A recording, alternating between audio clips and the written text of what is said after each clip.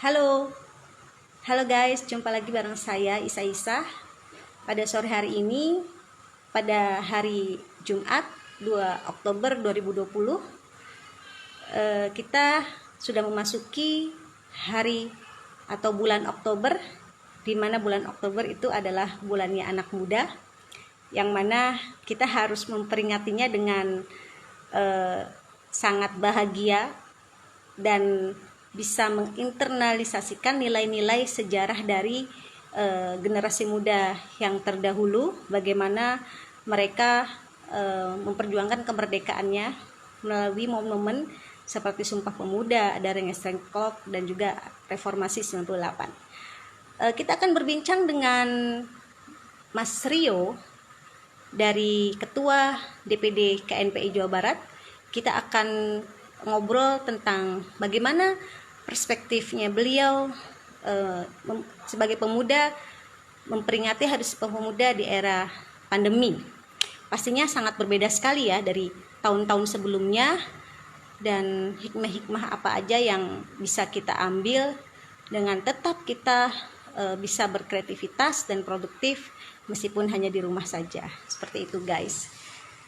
Saya sedikit deg-degan nih karena baru pertama kali gitu undang beliau juga, dan kita hanya bertemu di acara-acara pelantikan KNPI, sehingga saya harap bisa ngobrol dengan lancar bersama beliau.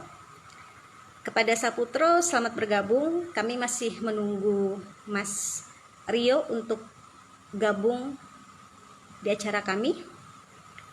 Ya, Mas Rio, sepertinya saya harus mention Mas Rio. Sebentar. Mas Rio.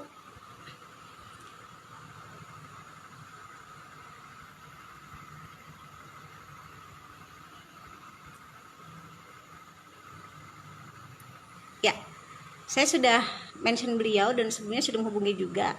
Sebentar lagi kita akan live Instagram pada sore hari ini. Saya senang sekali ya, karena sekarang aktif di kepengurusan KNPI Kabupaten Cirebon, sehingga saya merasa menjadi bagian generasi muda yang bersyukur gitu masih bisa aktif dalam organisasi besar seperti KNPI dan bisa melakukan banyak hal yang positif yang bisa kita lakukan, dan berharap apa yang kita lakukan itu bisa berdampak baik untuk lingkungan setempat.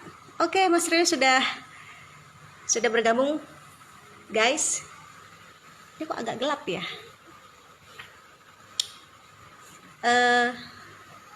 Bentar. Sudah meng-add Mas Rio? Ntar lagi kita, nah ini dia. Halo, Halo Mas Rio, apa kabar?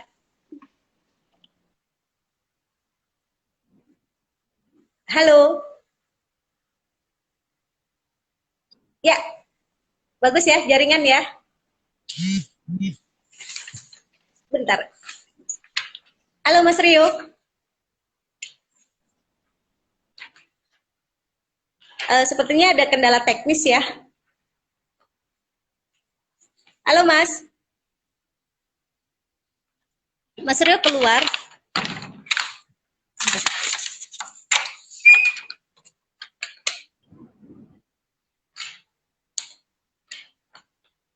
Saya harap Mas Rio bisa gabung lagi ya Mas.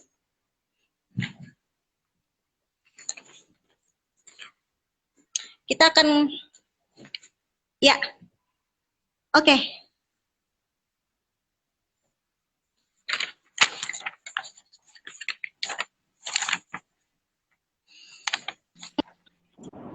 halo, Halo Mas. Halo. halo, Mbak. Selamat sore Mas.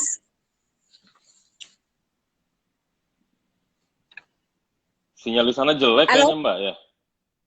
Iya. Internet di sana, ya Ya, internet sana stabil. Siap. stabil kok Mas. Penuh ininya, garisnya gitu. Oke, semoga Oke, kita oke. lancar ya. obrolan kita pada sore hari ini. Karena Siap. kita sudah sore, kita bisa mulai, Mas? Siap. Oke. Boleh. Terima Halo guys, jumpa lagi bersama saya Isa Isa di acara Ngobrol Bareng Komunitas. Dan di awal bulan Oktober ini saya kedatangan tamu yang sangat spesial.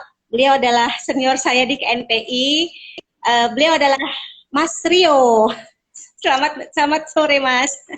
Aku agak grogi nih Mas. Sore, Mbak. Waduh, saya kayaknya juniornya Mbak deh. Apa? Kenapa? Apa namanya? Saya kayaknya masih juniornya Mbak. Alah, junior apanya? Enggak. Ya, Mas, terima kasih ya atas kesediaan Mas Rio untuk menjadi bintang tamu di acara Ngobrol Komunitas. Jadi, saya sedikit bercerita tentang Cirebon Technopreneurs sih, Mas ya. Jadi, Cirebon Technopreneurs itu adalah ingin kedepannya menjadi perusahaan teknologi digital sewilayah 3 Cirebon, Mas, menjadi pusatnya. Jadi, kita ada 4 unit bisnis di Cirebon Technopreneurs. Yang pertama adalah Nyimas Academy. Jadi Nyimas Academy itu adalah ini tempat pelatihan anak muda yang ingin belajar web, Android, dan game developer juga. Itu pertama. Yang kedua, CT Media. CT Media seperti ini, acara-acara live Instagram, ingin memaksimalkan kegiatan dan ingin produktif selama pandemi melalui virtual. Yang ketiga adalah ada digitalisasi desa, Mas. Karena kita teknologi, kami ingin berkontribusi kepada pengembangan dan penguatan pemuda dalam pengembangan digitalisasi desa di wilayah Cirebon khususnya. Nah, yang terakhir kita ada CYMK Studios. Jadi CYMK Studios itu kita ada jasa pembuatan internet, membuat web, kemudian Android, konten digital dan sebagainya, Mas. Dan software juga kita bermain di sana. Mohon doanya semoga Cirebon Technopreneurs kedepannya semakin maju dan bisa bermanfaat untuk wilayah sekitar. Gitu ya, Mas ya. Amin. Ini sedikit Amin. Memberikan profil tentang Cirebon Technopreneurs yang baru berumur 1 tahun, Mas. Kita masih baru banget, Mas Rio. Jadi butuh banyak kolaborasi dengan banyak pihak gitu sehingga kita mempunyai mewujudkan tujuan kita. Nah, pada sore hari ini, Mas Rio, saya sangat auranya tuh senang banget gitu berada di bulan Oktober gitu. Apa karena saya pengurus KNPI juga ya? Karena saya baru masuk KNPI di Kabupaten Cirebon gitu. Saya langsung aja Mas ya. Saya ingin banyak bertanya kepada Mas Rio terkait dengan pemuda dan dalam peringatan Hari Sumpah Pemuda di era pandemi ini. Nah, aku mau nanya nih Mas, 10 alasan Indonesia butuh anak muda tuh apa Mas sebenarnya? 5 aja deh. 5 saya langsung. 5. Yang pertama. Kenapa sih? Segini ya Mbak ya, saya terima kasih sudah diundang ke sini.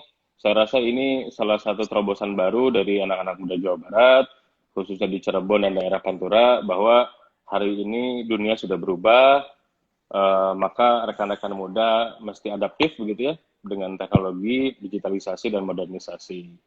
Nah, tadi berkaitan dengan apa yang disebut, apa sih kontribusi pemuda begitu? Alasan ya? Alasan pemuda Indonesia gitu. Saya kira alasan Indonesia butuh. Oke. Indonesia itu lahir dari sejarah panjang yang di dalamnya ada gerakan anak muda yang memerdekakan Indonesia. Jadi anak-anak muda adalah agen persatuan, agen perdamaian, dan juga agen perubahan. Lalu yang kedua, seperti kita tahu, anak-anak muda hari ini di Jawa Barat jumlahnya cukup gemuk. Ada pos bonus demografi di mana angka rekan-rekan muda lebih tinggi dibanding rekan-rekan di atas maupun di bawah. Artinya anak muda memegang peranan sentral karena jumlahnya cukup banyak. Artinya negara butuh anak muda. Yang ketiga, anak muda itu fisik lemburnya lebih panjang. Jadi masih punya tenaga keras untuk bisa berjuang demi negara dan bangsa. Yang keempat, anak muda itu selalu beraktualisasi. Artinya dengan banyaknya bergaul, banyaknya mencari informasi, yang pada akhirnya anak-anak muda mempunyai mengaktualisasikan diri dan bisa menyebarkan manfaat kebaikan kepada masyarakat. Yang keempat, anak-anak muda itu inovatif. inovatif karena memang dunianya hari ini dunianya anak muda, digitalisasi, modernisasi, dan juga globalisasi adalah ranahnya anak muda. Nah, itulah kenapa 5 hal negara Indonesia ataupun dunia butuh anak muda, begitu. Begitu, Mbak? Betul. Ya, ya, setuju Mas, sangat setuju sekali. Nah, sekarang ini kita ada di tanggal 2 Oktober bertepatan juga dengan Hari Batik ya Mas ya. Ya, Jadi ya. bulan Oktober itu selain pemuda banyak momen yang bersejarah juga seperti hari sekarang Hari Batik, meskipun kita Betul, hari betul. ini nggak pakai batik. Nggak pakai batik. belum di endorse di Cirebon nih. Belum. Batik terus nih belum dikirim. Siap, nanti saya kirim. Kebetulan saya juga ada batik juga Mas, tapi seragam gitu. Wih, Jadi insya Allah nanti mantap, saya kirim Mas keren, ya. keren. Siap.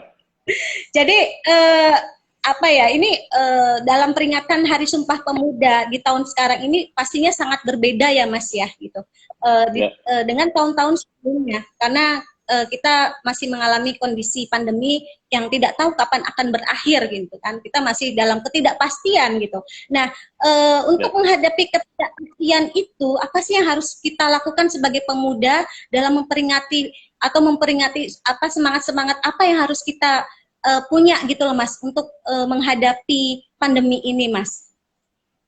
Ya, saya kira ini momentum yang sangat baik. Dalam kondisi pandemi ini, anak-anak muda dimohon untuk bisa berperan sentral. Apalagi tadi bulan Oktober adalah bulannya pemuda begitu ya. Sejarah panjang pemuda bergerak dan diperingati di bulan Oktober. Nah, hari ini kita tidak tahu pandemi kapan selesainya begitu ya.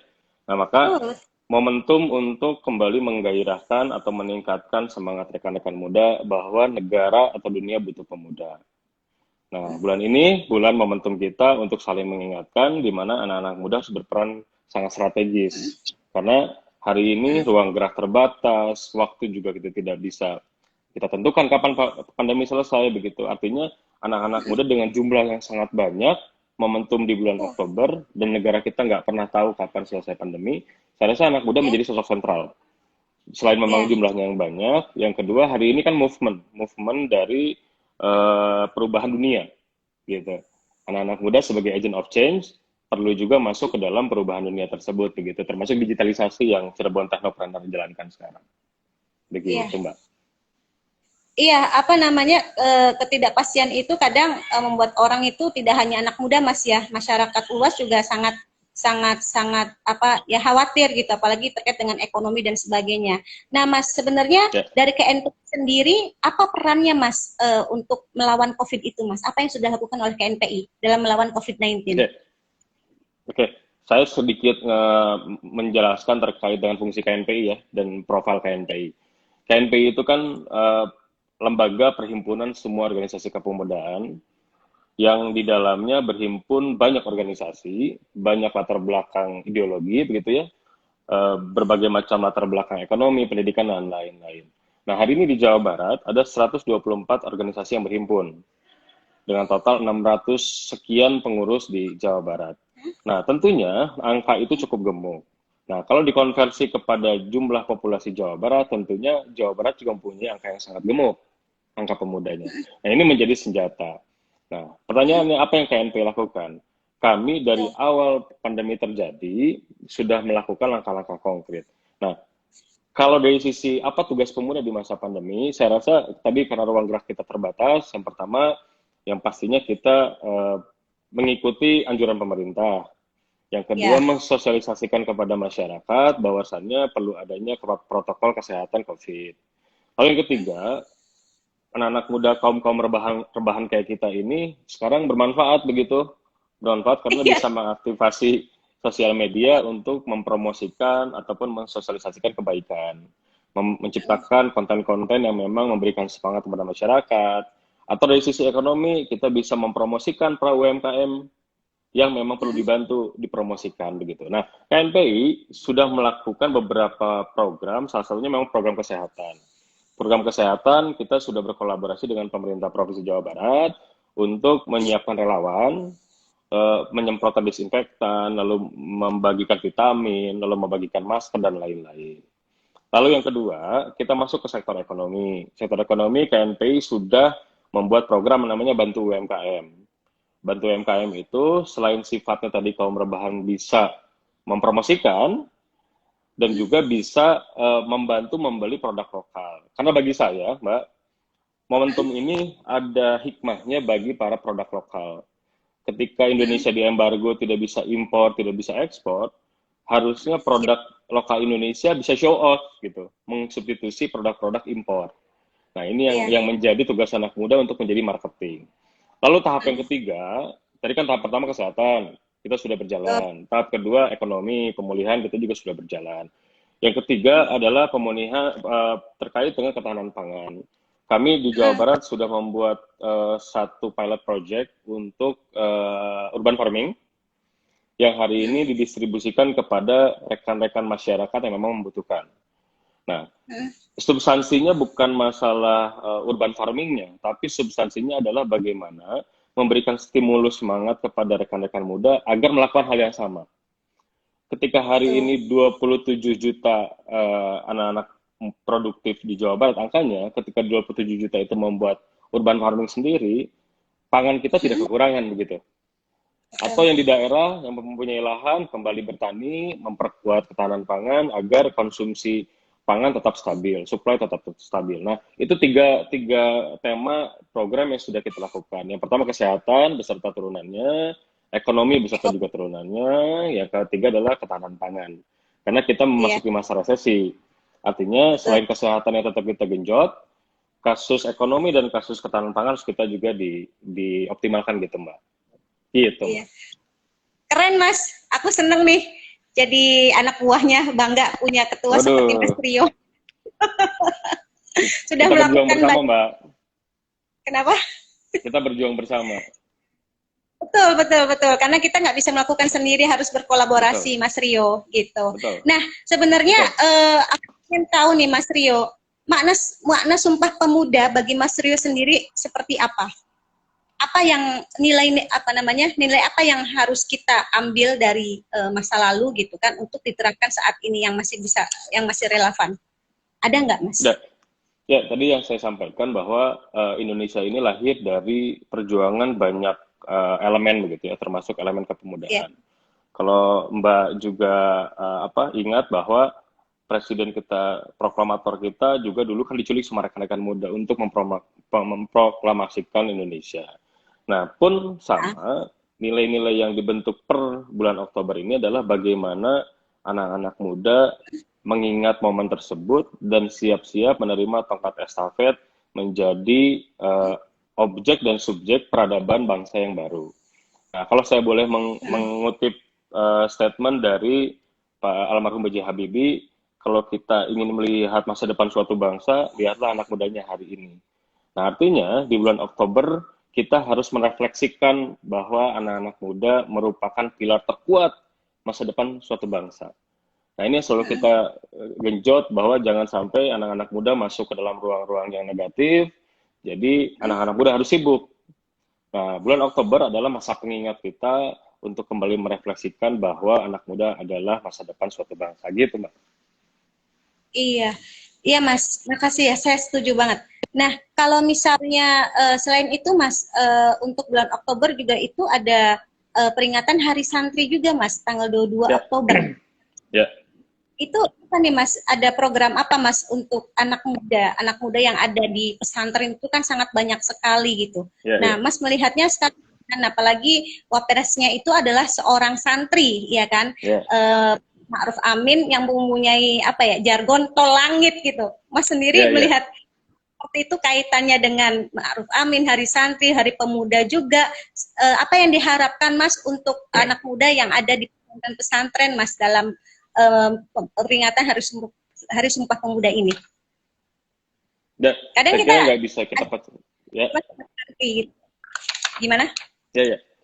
Saya kira nggak bisa dipisahkan ya antara pemuda dengan santri, karena pemuda juga santri juga pemuda, tapi berbeda ekosistem terkait dengan apa yang dijalankan. Nah, di KNPI ini, di KNPI Jawa Barat khususnya, baru pertama kita membuat satu badan otonom, badan semi otonom, yang namanya Iya. Lembaga Dakwah Pemuda. Oh, Lembaga Dakwah oke. Pemuda itu kita mengumpulkan rekan-rekan yang memang aktif di pondok pesantren, kita Ya. distrukturkan kepada lembaga dakwah, programnya adalah roadshow ke pesantren-pesantren untuk mencari dai-dai muda. Hmm. Nah, ini sudah ongoing berjalan. Nah, terkait dengan Hari Santri, kita memang ada beberapa program yang memang hari Senin nanti akan kita plenokan, programnya apa saja. Tapi yang jelas, program utamanya sama dengan program KNP Jabar. Tentunya terkait COVID, bagaimana merefleksikan COVID dengan kondisi di pondok pesantren. Nah, kita juga sedang bikin pilot project juga untuk bikin greenhouse di pesantren begitu ya. Sekarang kita pilot project di pesantren Minatul Huda di Purwakarta. Kita Ya. membuat greenhouse, di mana nanti greenhouse ketika berhasil kita akan duplikasi ke beberapa pesantren se-Jawa Barat. Keren banget. Greenhouse keren banget tuh, Mudah-mudahan, Mas. mudah-mudahan kita kerjasama dengan beberapa pihak. Yang jelas tujuan kita kan kita juga harus mendukung program Pawapres ya, bagaimana Mm-mm. mensejahterakan umat begitu ya. Nah, mensejahterakan Oh, umat itu kan tentunya juga dengan ekonomi. Nah, apalagi ada program Pawapres itu bagus tuh Dewi, Dedi, Dudi, desa wisata digital, desa wisata industri itu bagus, sangat bagus konsepnya. Nah, bagaimana betul. diturunkan pada level pondok pesantren agar kalau konsep saya bagaimana pesantren menjadi pusat peradaban ekonomi masyarakat sekitar gitu, Mbak. Itu yang sedang kita Iya, genjot iya. kita. Wah, keren banget. Gitu. Berarti Doakan aja ini lancar dong, ya, Mas, Mbak. nanti. Doakan lancar. Iya, iya, iya, iya, iya. Eh, Mas Rio, aduh, Ya, apa namanya?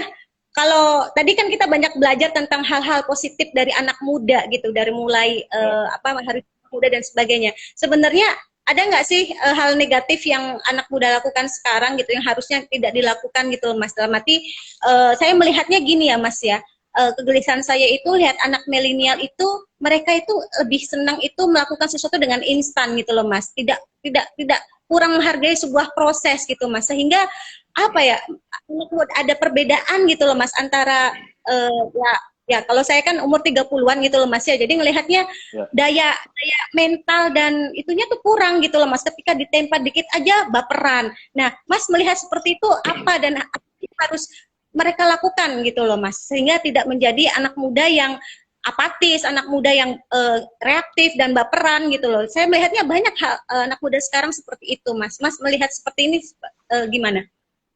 Ya, saya kira begini ya. Setiap zaman ada orangnya, setiap orang ada zamannya. Ya. Nah, rekan-rekan muda dari masa ke masa mempunyai masalah, tantangan, peluangnya sendiri-sendiri, Mbak. Mungkin 50 tahun yang lalu orang tua kita berjuang dengan penjajah gitu ya, dengan separatisme, dengan beberapa eh, hal-hal yang memang harus berbenturan langsung gitu. Nah, hari ini kan memang kita anak-anak milenial menghadapi musuhnya juga berbeda. Musuh kita tadi selain Iya, memang salah satu potensi digitalisasi, modernisasi, iya, globalisasi itu salah satu benefit. Tapi bisa juga menjadi salah satu musuh atau lawan kita. Karena dengan canggihnya teknologi informasi, anak-anak muda hari ini sudah on gadget, melihat informasi dari manapun tanpa menyerap secara detail begitu ya. Yang pada akhirnya budaya barat masuk, kita tidak bisa memfilter, akhirnya anak-anak muda banyak terinfluence masuk ke hal-hal yang negatif. Termasuk kan narkoba, termasuk apa namanya ya ketidakproduktifan lah.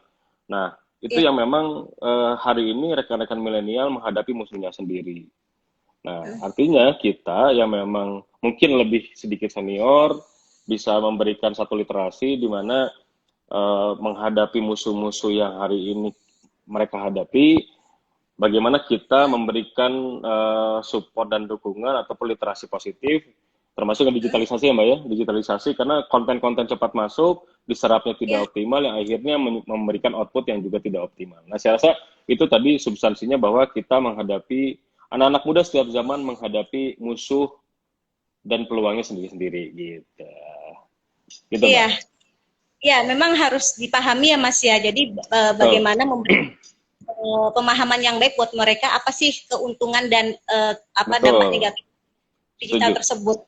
Betul. Nah, terkait dengan digital nih Mas ya, saya melihatnya Jawa Barat sih kalau lihat dari ukurannya Bandung itu sudah menggeliat, udah bagus banget. Di sana ada game apa namanya Agate gitu. Tapi di wilayah 3 Cirebon itu sangat jauh Mas ketertinggalannya dan saya tuh sangat apa ya Ya. miris melihat ini gitu. Jadi untuk budaya kegiatan tentang digital gitu masih kurang Mas Mas Rio gitu. Dan banyaknya mereka ya sibuk dengan masing-masing yang apa namanya tidak mungkin kurang terarah gitu akhirnya untuk masalah digitalnya. Nah, kalau program dari KNPI terkait digital apa nih Mas? Ada nggak Mas gitu? Karena saya ingin berkolaborasi juga dengan KNPI dan Cirebon Technopreneurs itu dalam rangka tadi penguatan pemuda dalam pengembangan digitalisasi desa. Karena pentingnya data di sebuah desa itu sangat penting Mas Rio gitu. Karena selama ini kan data kita kan amburadul. Lihat contoh sumbangan apa bantuan program, ujung-ujungnya itu kan ribut gitu. Kenapa datanya nggak jelas gitu? Karena tidak sesuai dengan target gitu loh. Nah, Mas melihat kondisi seperti ini seperti apa gitu. Dan satu hal lagi, Mas, ekosistem digital juga di wilayah 3 Cirebon juga belum terbentuk sehingga Telkom juga belum masuk kayak Telkom Digital Valley, misalnya Cirebon Digital Valley itu belum terbentuk. Kenapa? Ekosistemnya belum terbentuk, Mas Rio. Nah, gimana caranya gitu biar mereka tuh tidak hanya menjadi konsumen gitu, tapi mereka juga mau untuk menjadi seorang developer expert di bidang web, Android dan game developer gitu. Jadi kita kayak terlena hanya memanfaatkan aja, hanya sebagai ini aja pemain apa pemain penikmat saja, tapi kita nggak jadi pemain. Padahal peluangnya sangat besar sekali, Mas Rio. Gimana tuh, Mas? Ya, ya saya rasa ini sudah kami bahas ya dengan Pak Gubernur Jawa Barat terkait bagaimana mencegah ataupun mereduksi disparitas terkait dengan masuknya teknologi ke seluruh titik di Jawa Barat. Nah, program Pak Gubernur itu dari awal kita konsepkan, ada kan desa digital. Memang kelemahan daerah-daerah di luar Bandung adalah accessibility atau apa namanya peluang kan, peluang informasi, peluang komunikasi dan lain-lain. Nah tentunya karena memang di daerah-daerah lain selain Bandung ini tidak muncul, akhirnya tidak masuk ke dalam peta yang akan coba dikembangkan. Nah saya itu sudah menjadi diskursus 2 tahun yang lalu Mbak. Bagaimana Bandung jangan sampai terlalu superpower dibanding daerah-daerah lain. Yang pada akhirnya orang daerah datang ke Bandung, gitu kan, akhirnya menciptakan disparitas yang sangat besar gitu ya. Padahal ada orang Cirebon pinter, datang ke Bandung, besar di Bandung, tidak kembali ke Cirebon. Nah, Iya, itu yang iya. memang harus kita coba pikirkan strateginya. Tapi tadi terkait dengan desa digital, konsepsi dari Pemprov Jawa Barat itu sudah mengarah ke sana, Mbak. Dan saya pelaku pembuat konsep dan juga bagaimana mengimplementasi konsep tersebut. Nah, kekurangan kami mungkin 6 bulan yang lalu kita meeting dengan staf khusus Wapres terkait dengan kelemahan kami memperoleh program dari pemerintah pusat. Salah satunya adalah satu desa satu wifi. Karena tentunya bagi pemerintah Provinsi Jawa Barat tahun ini kena COVID yang akhirnya penganggaran juga tidak optimal. Nah, kemarin kami meeting di Jakarta terkait hal tersebut. Nah, jadi hal pertama yang akan kita coba tingkatkan bagaimana infrastruktur digital sampai dulu ke setiap titik. Yang itu menjadi Betul, betul. program percepatan kami. Yang kedua, saya setuju dengan Cirebon Technopreneur, mesti ada gerakan besar bottom up yang memang harus memperlihatkan bahwa SDM daerah juga bisa berkompetisi, begitu. Nah, kenapa saya lebih interest kemarin dengan Mbak bicara? Karena saya baru menemukan event seperti ini di daerah, begitu Mbak. Nah, harapan Iya. saya kan rekan-rekan muda daerah itu harus lebih inovatif untuk membuat program-program seperti ini gitu Mbak. Nah, kami sebagai eksekutor mencoba menurunkan program-program kepada daerah berbasis dari karakteristik, keinginan, dan juga peluangnya Mbak. Nah, ini Cirebon Entrepreneur menjadi satu solusi inovasi yang saya rasa bisa diduplikasi ke semua daerah di Jawa Barat gitu Mbak. Jadi kuncinya itu Amin, amin, satu, meningkatkan amin. meningkatkan infrastruktur digitalnya. Ketika infrastruktur digital tersebut sudah ada, sudah pasti ekosistem akan terbentuk. Kan begitu, Mbak. Iya, Yang kedua adalah betul, peluang mereka untuk bisa show off bahwa rekan-rekan Cirebon juga bisa loh menjadi web developer, menjadi Android developer, menjadi game developer. Saya rasa itu perlu dimunculkan gitu, Mbak. Karena dengan Ya, jumlah masyarakat yang 51 juta, saya rasa pemerintah Jawa Barat iya, juga tidak bisa memapping satu persatu. Artinya perlu ada bottom betul. up, kerjasama pemerintah daerah yang mencium adanya potensi digitalisasi pemuda di daerah, munculkan ke Jawa Barat. Nah, Jawa Barat akan coba mempublikasikan dan memberikan akses. Nah, saya rasa Iya, ini siap. Cirebon Entrepreneur bisa jadi konsep awal gitu, Mbak. Boleh, boleh, siap. Gitu. Mohon bimbingannya Keren, Mas keren. Rio, arahannya ya nantinya ya.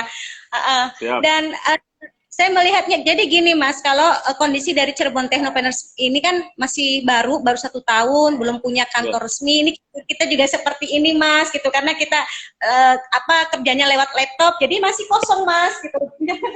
Anak Mbak, pada Mbak, ngumpul. Mbak Steve Jobs aja dulu bikin Apple di garasi, Mbak. Betul, makanya. Jadi jangan patah semangat. Memang tadi kan berbicara kita kan berproses ya. Artinya Betul, yang betul. yang instan itu akhirnya juga akan instan juga. Kalau kita banyak Betul. berjuang, hasilnya juga akan lebih Iya. maksimal. Saya rasa apa yang Mbak perjuangkan akan mendatangkan hal positif lah di kemudian hari. Allah ngeridoin. Jadi, nah terus gini Mas, saya sih tadi kolaborasi itu adalah menjadi kunci sangat penting gitu untuk sukses di era digital. Karena tadi kan meskipun kita belum punya tempat, apalagi belum punya lab komputer, kita bisa berkolaborasi dengan SMK Telkom, Mas Rio. Gitu, Ya, alhamdulillah gitu fasilitasi. Nah akhirnya kan ya tadi kita bisa melakukan banyak hal sebenarnya harus kita punya semua, yang penting bagaimana kita bisa berkolaborasi, bisa berkomunikasi dengan baik, dan akhirnya bisa gagasan-gagasan itu bisa tersampaikan dan diwujudkan bersama gitu Mas Rio. betul. Nah, Ya, dengan masalah selain digital juga Mas, ini Mas masalah game. Turnamen games yang akan kami adakan kerjasama juga dengan KNPI Jawa Barat ya, insya Allah gitu. Saya melihatnya gini Mas, potensi di game itu sangat besar sekali Mas. Sedangkan ya. Indonesia hanya menyumbang 0,2%. Selebihnya itu orang luar semua. Jadi saya miris gitu, masa sih orang Indonesia nggak ada yang bisa punya game, padahal kan ada Agate, Ya. ada Ananta Rupa Studio. Tapi Mas mirisnya lagi, sekelas Piala Presiden juga itu masih gamenya tuh game ML, Mobile Legend. Jadi belum Ya. belum belum game lokal gitu. Makanya kami dari Nyimas Academy ingin mengadakan sebuah terobosan turnamen games itu, gamesnya itu lokal gitu Mas. Kalau bukan kita, siapa lagi gitu Mas Rio gitu. Nah, melihat Ya, ya, dari betul. anak muda gitu kan di daerah juga Mas. Nah, Mas melihatnya harusnya apa sih Mas agar mereka itu bisa semangat gitu untuk belajar khususnya di era pandemi ini gitu loh Mas. Semangat-semangatnya tuh Mas, kadang mereka Ini tuh untuk game. Mbak Ya, jenuh gitu kan untuk berada selama 7 bulan ini di rumah gitu. Kadang mereka juga ada masalah ekonomi juga Mas gitu kan. Jadi itu masalah pemuda sekarang gitu loh Mas. Saya berusaha untuk ya ayo bareng-bareng lah kita bisa aktif berproses di Cirebon Technopreneurs gitu. Nah, untuk Mas sendiri seperti apa Mas arahannya? ya. Saya kira kalau masalah ekonomi, seperti ayam telur dulu ya. Anak muda punya matang dulu punya aset atau mendapatkan bantuan begitu ya. Nah, artinya ini yang menjadi bagi masalah yang sangat kolektif bagi kita. Nah, tadi terkait bagaimana game sekarang merubah peradaban. Saya rasa hari ini game bukan hanya just a game gitu, bukan hanya permainan. Hari ini game developer maupun si playernya sudah bisa menghasilkan uang gitu, bisa monetize dari permainan game maupun developer game. Nah, saya rasa Mas, kenapa? lewat esport. Kenapa? Sekarang kan itu udah di Iya, iya, esport, udah main game Asian Games juga, SEA Games betul, juga. Jadi itu peluang untuk ekonomi sebenarnya Mas gitu. betul. Ya, Nah, ini makanya KNPI peran penting. gimana? Nah, makanya penting kita membuat event-event yang memunculkan potensi-potensi daerah. Tadi saya setuju Cirebon Entrepreneur menjadi pionir ketika yang lain rebahan begitu ya. Rekan-rekan SDM di Cirebon mempunyai satu game yang memang bisa dikompetisikan begitu ya di saat apa namanya orang-orang lain menggunakan game luar negeri sebagai game kompetisi. Saya rasa ini yang perlu kita angkat, Mbak. Kalau kita tidak terdistribusi informasinya juga kan tidak akan sampai ya kepada orang-orang yang mempunyai apa namanya pengaruh terkait dengan e-sport. Nah, KNPI dari tahun kemarin kita sedang mengkonsepkan untuk PUBG dulu, karena memang kita kerjasama sama Giring di e-sport. Nah, tapi memang Iya. tidak terrealisasi karena memang keburu COVID gitu. Nah, kemarin kita Oh, ketemu, nah bagaimana game ini bisa kita publish, bisa kita bisa jadikan standar game nasional yang bisa dijadikan ajang kompetisi para rekan-rekan muda. Nah, saya rasa mm-mm. hal-hal yang sudah dibentuk hari ini tinggal bagaimana mendapatkan akses yang lebih luas, ya, akses lebih Iya. luas dan bisa mendapatkan standar dan bisa dipakai untuk ajang Mm-mm. kompetisi di Indonesia gitu, Mbak. Iya, Dan iya. kami siap untuk mensupport itu, Mbak. Gitu kan, Iya, karena terima tugas KNPI memang di situ gitu. Mhm, mhm, mhm. Saya apa sih saya butuh nih Mas orang-orang seperti Mas Rio ya untuk bisa menangkap apa namanya kreativitas kami gitu dalam rangka untuk membangkitkan potensi digital di wilayah daerah khususnya di wilayah Tiga Cirebon gitu loh Mas. Nah, Mas Siap. Rio eh kalau ini kita masih menyinggung masalah politik sedikit aja Mas ya, karena kita pemuda juga harus melek politik juga, harus terlibat dalam apa namanya politik praktis juga, karena potensi dari pemuda itu kan banyak sekali menyumbang suara dalam menentukan tokoh baru yang terpilih. Nah, melihat Ya. di era pandemi tapi tetap terlaksanakan adanya pilkada, apa pendapat Mas gitu? Di satu sisi pemerintah mengarahkan kita untuk stay at home. Tapi di sisi lain, pas tanggal 9 Desember, kita harus datang ke TPS untuk memilih calon pilkada yang akan terpilih gitu nantinya. Nah, itu Mas melihatnya seperti apa Mas gitu? Di sini ada yang Ya, dipertaruhkan antara demokrasi dengan kesehatannya atau dari jiwa dari ya ini kan masa Covid gitu Mas. Nah, itu gimana Mas pendapat Mas?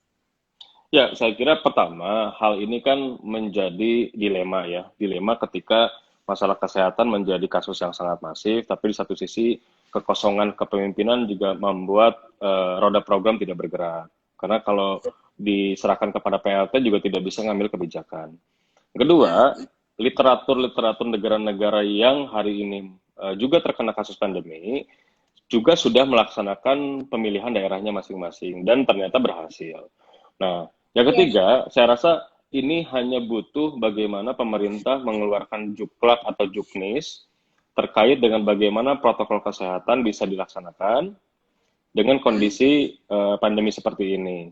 Nah, kemarin kan sebetulnya peraturan-peraturan sudah keluar tuh, walaupun secara implementasi lapangan saya rasa agak berat. Agak berat. Betul. Nah, tinggal bagaimana pemerintah bisa memberikan juknis yang memang ideal dengan kondisi hari ini.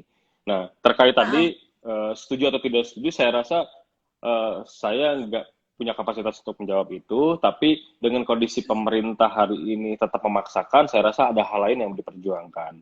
Termasuk memang daerah-daerah harus mempunyai pemimpin baru dalam menghadapi COVID. Karena seperti Mbak tahu, PLT itu tidak bisa mengambil kebijakan, apalagi masalah penganggaran.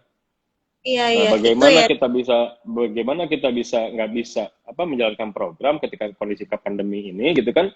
Bagaimana masyarakat bisa keluar dari ataupun kita punya escape dari pandemi ini melalui program-program kesehatan pemerintah. Nah, saya rasa itu yang menjadi pertimbangan pemerintah.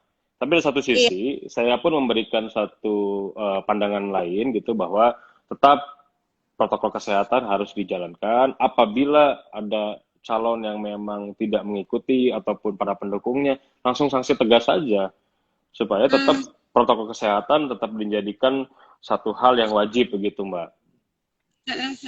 Begitu, Iya Mbak. Mas, saya ada pencerahan nih dari Mas Rio gitu terkait tadi bahwa ketika PLT itu masih menjabat, ya tadi tidak bisa mengeluarkan suatu kebijakan dan kewenangan ya Mas ya kan? Karena statusnya adalah Betul, PLT. betul, Kan dalam rangka untuk betul. melawan COVID-19 itu butuh tokoh yang mampu melalui kebijakan-kebijakannya kan gitu Mas ya. Jadi tokoh baru ini yang Setuju. akhirnya mau nggak mau pemerintah itu tetap mengadakan pilkada di tanggal 9 Desember 2020. Itu ya Mas ya. Jadi saya juga Betul, betul, ini baru setuju. jadi semoga teman-teman yang mendengar juga nonton pada sore hari ini bisa mendapatkan pencerahan dari Mas Rio gitu. Insya Allah. Siap. Iya, Mas Mbak. Rio, Siap. aku boleh nanya nggak sih Mas Boleh. pribadi Mas Boleh. lebih ke pengalaman Mas dari dulu sampai sekarang menjadi anak tokoh muda, ketua DPD, pengalaman-pengalaman apa yang berharga yang mempunyai makna tersendiri buat Mas yang akhirnya itu masih dipegang sampai sekarang? Eh, saya tuh sebetulnya baru pulang ke Indonesia itu 2015 ya. Setelah saya ngambil pendidikan di luar, saya aktif di Pemuda Pancasila, organisasi saya dari tahun 2002. Saya betul-betul belajar dari bawah begitu ya, sampai akhirnya saya membuka ataupun membantu membuka organisasi Pemuda Pancasila di level internasional begitu ya. Lalu kembali ke Jawa Barat 2015, lalu kita mencoba merefungsi ya, mencoba memberikan warna baru kepada KNPI gitu. Nah, masuk KNPI banyak pelajaran yang saya dapat, banyak hal-hal yang bisa kita kembangkan. Saya rasa KNPI sangat potensial. Nah, hari ini KNPI sebagai lembaga perhimpunan pemuda seharusnya bisa lebih seksi, bisa lebih memberikan satu sumbangan yang besar begitu ya. Mungkin karena hal-hal politis yang akhirnya kekuatan KNPI tereduksi. Nah, saya rasa apa yang sudah kita lakukan selama 3 tahun, kita berusaha memberikan warna baru, kita memberikan inovasi baru, yang pada akhirnya rekan-rekan muda yang lain juga bisa masuk. Saya mencoba menginklusifkan KNPI ini supaya bisa diterima oleh banyak pemuda. Jadi banyak pandangan-pandangan bahwa anak-anak muda lain tidak bisa masuk KNPI karena terlalu eksklusif. Hanya dari organisasi saja. Nah, saya coba terbuka karena potensi pemuda tidak hanya di KNPI. Nah, tapi anak-anak muda yang berpotensi bisa diberdayakan di KNPI. Nah, tadi saya sampaikan KNPI ini di bawahnya 124 organisasi, Mbak. Artinya berbagai macam kepala. Bagaimana kita pimpinan memberikan langkah bijak supaya semuanya menerima. Supaya tidak menjadi satu konflik.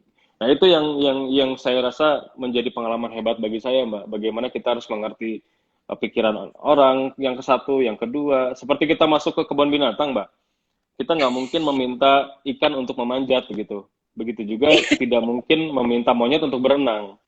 Mereka punya pandangan, punya visi misinya sendiri. Yang akhirnya saya dan pimpinan lainnya harus masuk ke dalam ruang-ruang mereka. Dan ternyata luar biasa potensi anak muda Jawa Barat. Luar biasa. Tapi memang harus ada kolaborasi strategis antara mitra strategis pemerintah, KNPI, dan juga sektor-sektor lainnya untuk membuat satu helix di mana anak muda ini harus sibuk, harus produktif, dan peluang dan kompetensinya kita kembangkan. Karena kita menuju tahun 2045 yaitu Indonesia Emas, di mana anak-anak muda hari ini, seperti saya dan Mbak, ini akan memimpin suatu daerah, memimpin satu perusahaan, memimpin satu ekosistem yang besar. Dan dimulai dari hari ini, Mbak. Artinya perlu helix, perlu kerjasama dari semua pihak, bagaimana mengembangkan, memberdayakan, dan mengoptimalisasi pemuda. Itu yang saya dapat dari KNPI, Mbak. Jadi beruntunglah kita yang masuk KNPI, begitu. Iya.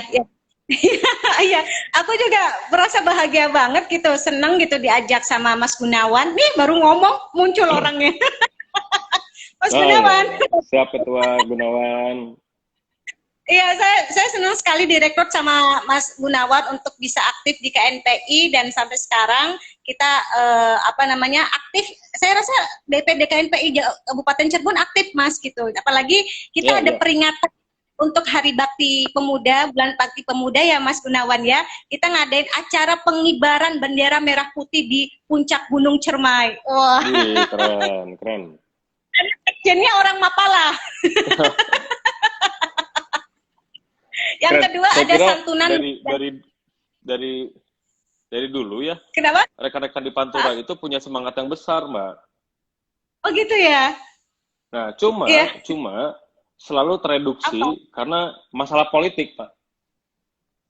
Kalau masalah politik, akhirnya mereka tidak bersatu. Nah, saya rasa Ketua Gunawan hari ini cukup bijak, cukup luas, cukup punya visi dan inovasi yang bagus gitu ya.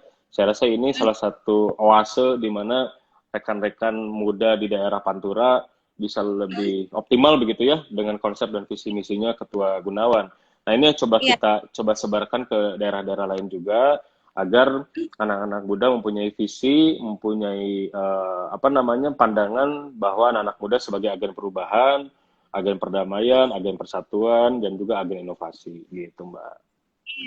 Iya Mas. Nah satu lagi nih saya cerita nih peringatan Hari Bulan Bakti Pemuda yang diadakan sama Cirebon itu salah satunya ada silaturahim lintas generasi Mas gitu. Dalam rangka kita ya meskipun di pandemi ini bisalah kita silaturahim dengan para senior karena saya juga masih baru di KNPI jadi biar tahu gitu loh Mas Ya, sejarah nostalgia mereka waktu dulu seperti apa gitu loh Mas gitu. Jadi keren, seneng keren. banget nih tinggal kalau KNPI Jabar gimana nih Mas peringatan Sumpah Pemuda? Apa yang dilakukan Mas Rio selain upacara? Sebetul, sebetulnya ya, sebetulnya kalau nggak pandemi, kita tuh memusatkan program unggulannya itu di Sumpah Pemuda.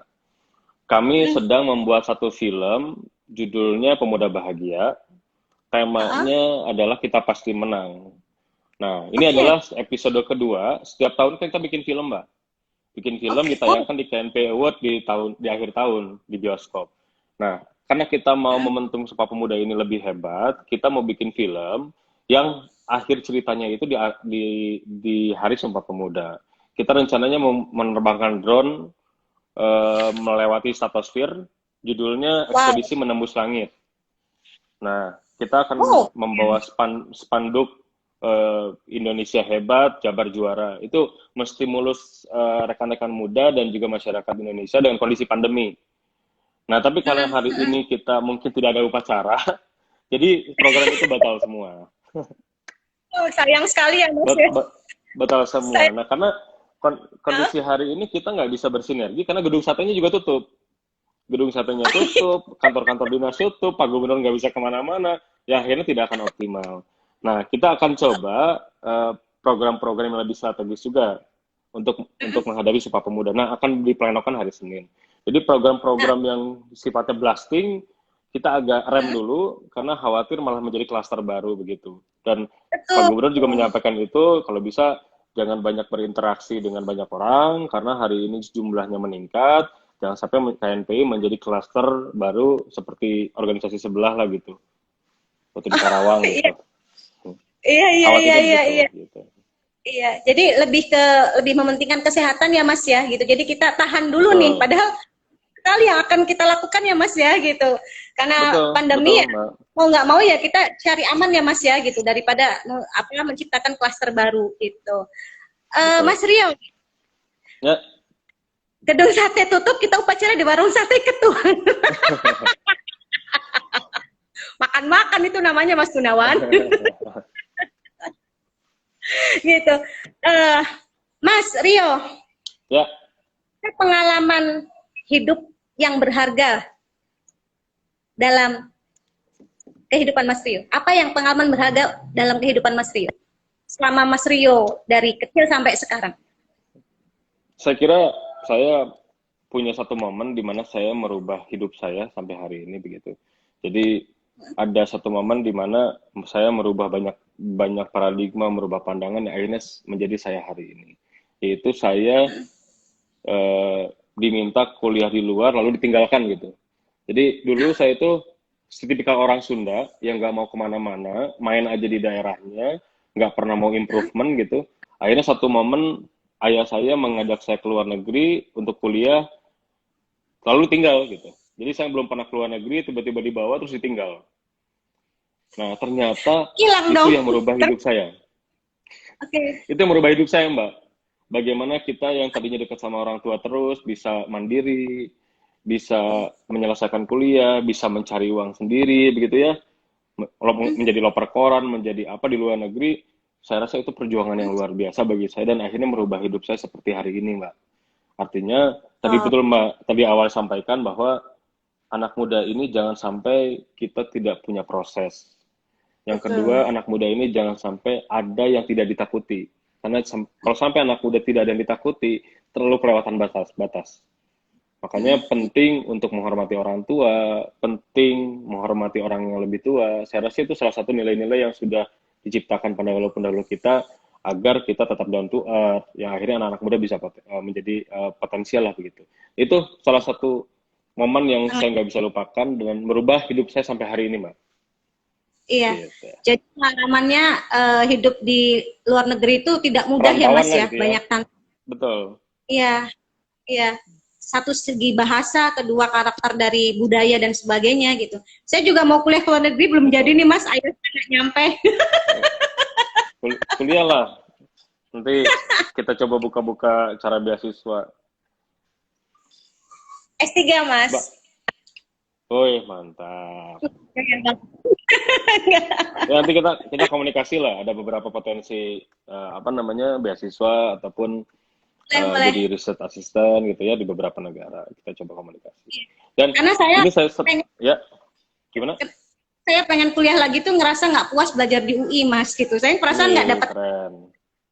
beneran. Jadi apa ya gitu, jaringan sombongnya aku udah dapat dari HMI gitu. Jadi nggak tahu, nggak ngerasa belajar aja di UI itu karena mungkin salah jurusan ya Mas ya. Jadi akhirnya ya udah gitu, yang penting kuliah gitu loh. Jadi tantangan juga pengen kuliah ke luar negeri. Tadi apa yang ingin disampaikan Mas? Enggak. Saya kira Mbak Ica mendapatkan pelajaran di luar sekolah dan saya selalu tidak pernah menggarisbawahi bahwa kita selalu mendapatkan ilmu di dalam kelas begitu. Apa yang kita lihat, apa yang kita Iya, rasakan, apa yang kita dengar, saya rasa itu suatu ilmu yang luar biasa dibanding ilmu di kelas. Gitu. Nah, itu yang tadi saya sampaikan bahwa ketika saya tinggal di luar negeri bukan substansi kuliahnya yang merubah saya, tapi pengalamannya. bagaimana pengalamannya, kita bagaimana mengatur hidup sendiri, bagaimana kita menyelesaikan tanggung jawab sendiri, begitu kan? Itu yang membuat kita mendapatkan ilmu baru di luar kelas begitu ya. Betul. Iya, saya setuju Mas gitu. Karena itu yang dicari. Kalau misalnya belajar kan sama aja sebenarnya Mas ya. Kita baca buku dan Ya, sebagainya kan ya. kemudian. Nah, ini Mas apa namanya? Tadi pengalaman berharga Mas Rio itu ketika kuliah di luar negeri. Nah, terus apa sih Mas pernah nggak Mas mengalami kegagalan dan apa kegagalan Mas yang terbesar di hidup? Ada nggak? Dan itu apa hikmahnya? Banyak lah. Banyak banget. Saya interval usia 20 sampai 30 tahun itu banyak sekali kegagalan. Nah, karena dulu saya dari umur 20 tahun nggak mau jadi pegawai negeri sipil, sedangkan keluarga saya adalah pendidik semua. Ayah saya pendidik, keluarga saya semua pendidik, dan saya diminta untuk jadi pendidik atau jadi PNS. Saya bilang saya nggak mau jadi PNS, saya ingin jadi pengusaha. Gitu. Jadi dalam interval 20 sampai 30 tahun, saya banyak mencari jaringan, saya banyak mencari pengalaman begitu ya, tanpa memikirkan saya dapat apa begitu. Nah, di interval 20 sampai 30 tentunya banyak tsunami-tsunami kehidupan terkait percintaan gitu ya. Lalu terkait dengan bikin bisnis hancur lagi, bikin bisnis hancur lagi, itu hal-hal yang saya sering hadapi lah gitu. Tapi ternyata Mbak, bagi saya bersyukur membuang semua kegagalan saya di 20 sampai 30 tahun begitu ya. Dan mudah-mudahan di 30 sampai 40 yang saya hadapi sekarang sedikit kegagalan, tapi pengalaman-pengalaman yang sudah saya rasakan bisa saya implementasikan di usia hari ini. Dan saya rasa interval usia 30 sampai 40 tahun itu adalah usia produktif kita, bagaimana kita menyongsong masa depan. Jadi kalau 30 sampai 40 kita nggak optimal, saya rasa ya sudah selesai gitu Mbak. Karena setelah 40 Iya. itu fisik kita tidak bisa lebih kuat lagi, begitu kan? Yang kedua jaringan kita Ya. juga sudah mulai sedikit. Ketiga teman-teman kita sudah punya hidupnya sendiri gitu. Artinya 30 sampai 40 itu adalah kunci kehidupan. Jadi saya bersyukur usia 20-30 saya merasakan kegagalan.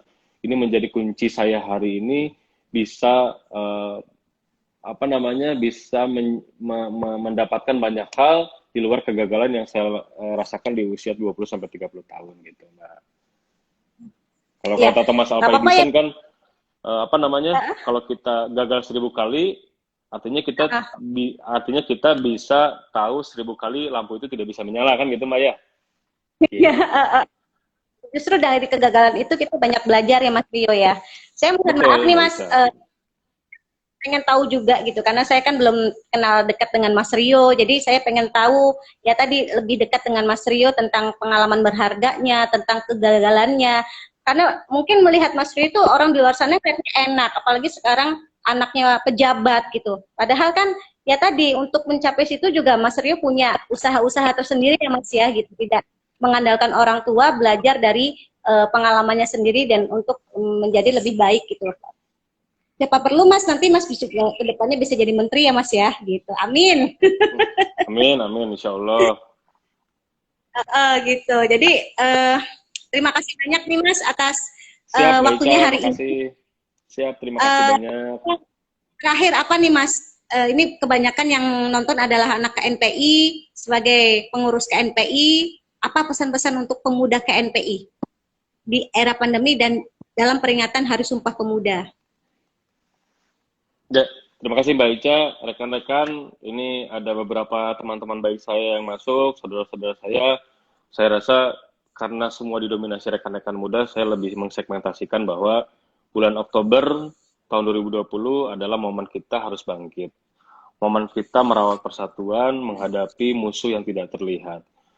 Kita menghadapi musuh, peluang, dan tantangan beda tentunya dengan rekan-rekan muda di zamannya lainnya. Artinya hari ini KNPI menjadi satu agen bagaimana memberikan manfaat, bagaimana memberikan semangat kepada rekan-rekan muda se-Jawa Barat agar tetap semangat di kondisi pandemi ini. Yang paling utama adalah bagaimana rekan-rekan muda dengan berjumlah 27 juta ini bisa memberikan semangat-semangat positif kepada masyarakat. Yang kedua, tetap berikan sosialisasi pengertian kepada masyarakat bahwa hari ini pandemi belum selesai. Artinya protokol kesehatan dijaga, lalu hindari acara-acara yang berkerumun, dan jangan lupa tetap mengkonsumsi makanan-makanan sehat. Nah, yang terakhir, seperti yang saya sampaikan bahwa anak-anak muda adalah harapan masa depan. Nah, hari ini anak-anak muda diuji kekuatannya untuk melewati pandemi hari ini. Untuk apa? Untuk kita bisa melihat bagaimana kualitas anak muda di masa depan. 2045 kita menghadapi Indonesia Emas, di mana Indonesia terindikasi akan menjadi negara termasuk 4 negara terbesar ekonomi dunia. Asal pemudanya harus sibuk dan juga produktif. Nah, artinya hari ini kita uji anak-anak muda harus bisa berkontribusi, berkolaborasi, dan bisa memberikan manfaat kepada masyarakat yang lebih luas. Kalau saya boleh mengutip dari Kanjeng Rasulullah, sebaik-baiknya manusia adalah manusia yang banyak manfaatnya untuk masyarakat dan sesama. Saya rasa anak muda harus masuk ke dalam ruang-ruang tersebut. Gitu, Mbak. Iya, ya pastinya bermanfaat dan kita akan menjadi lebih baik dengan arahan dari Mas Rio sebagai Ketua DPD KNPI Jawa Barat. Selalu mohon bimbingannya Mas Rio untuk kami yang ada di daerah. Semoga bisa berkolaborasi ya Mas ya dengan apa pihak yang terkait gitu. Karena KNPI adalah suatu lembaga yang mempunyai posisi sangat strategis ya Mas ya dalam rangka untuk gitu. Terima kasih buat teman-teman yang sudah hadir juga. Izin saya ingin memberikan ini kepada Cirebon Entrepreneur. Saya rasa harus tetap semangat, Mbak, karena bagi saya ini salah satu solusi dari bagaimana rekan-rekan pemuda di Jawa Barat di daerah bisa terus berinovasi.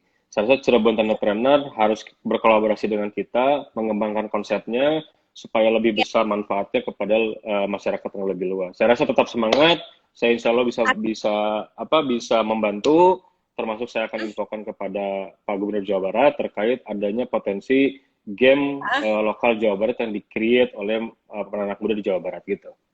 Baik, kita full support. Gini Mas, ya, gini Mas Rio, aku tuh kan nanti kita untuk teknisnya itu kan kerjasama dengan Cirebon Gaming ya Mas ya. Cirebon Gaming tuh yang gaming, karena kan ketika ada industri game itu butuh yang namanya komunitas game, kan gitu ya. Nah, ternyata ketika saya mengajak beliau berkolaborasi dalam rangka untuk mengadakan turnamen games e-sport game lokal, beliau bilang, Mbak, bukannya Pak RK itu sudah mau ada program turnamen games lokal ya katanya, gitu Mas, gitu. Jadi aku nggak tahu nih siapa yang membisiki. Aku mikir jangan-jangan Mas Rio nih. Nah, saya kira kita diuntungkan hari ini. Kita diuntungkan Gubernur Jawa Baratnya sekarang anak muda, inovatif, gitu ya, punya sense digital yang cukup kuat. Saya rasa beliau dengan mudah menyerap apa-apa saja aspirasi, peluang dari rekan-rekan muda di Jawa Barat. Dan saya sebagai saksi hidup beliau yang memang beliau juga berjuang di tadi peluang digitalisasi, teknologi. Maka pentingnya anak-anak muda hari ini menghasilkan bottom up gitu. Jadi Betul. peluang-peluang di daerah di bawah munculkan ke atas, kami jemput, kami sebarkan. Dan kami tingkatkan Oke. fasilitas, kami tingkatkan Iya. manfaatnya gitu ya, agar potensi-potensi di daerah lainnya juga muncul gitu Mbak. Jadi tetap semangat, saya minta Semangat. Cirebon Tanda Penanda Terima jadi kasih. pionir, menebarkan Amin, manfaat kepada amin. pemuda di daerah lainnya juga gitu Mbak. Oke, Mas, bentar lagi beberapa detik lagi kita tutup. Terima kasih. Wassalamualaikum.